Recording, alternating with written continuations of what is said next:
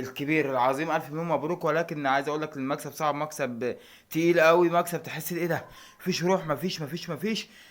لا مكسب حلو، مكسب كويس، الاهلي بدأ يستعد بريقه، ولكن عشان خاطر ربنا يا عم كولر يعني ارحمنا بقى من شويه الحاجات كده اللي بتعذبنا احنا كجمهور يعني.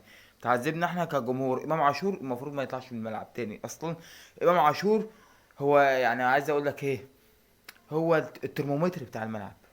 ده انت ما ينفعش يطلع ده من الملعب باي شكل من الاشكال، الا في حاله واحده بس، لو قاعد على كرسي بعجل. امام عاشور ومعاه كهربا، ده مهاجم لحد ما نجيب مهاجم. كهربا هو المهاجم بتاعنا لحد ما نجيب مهاجم حلو. يا ريت ده يتنفذ، يا ريت ده يحصل. موديست متشكرين منك يا عمنا، والله والله العمليه مش ناقصه.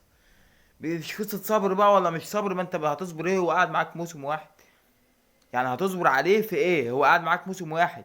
فلا كفايه بجد ان احنا اتخانقنا. لا، عايزين مهاجم يا عمنا في شهر يناير، مهاجم محترم، مهاجم كويس يشيلك، مش احنا اللي نشيله وما نقدرش نجري بيه. كهربا يكمل معانا كمهاجم لحد ان شاء الله باذن الله ما نجيب مهاجم في شهر يناير. انما موديست ان هو لا مش هينفع خالص.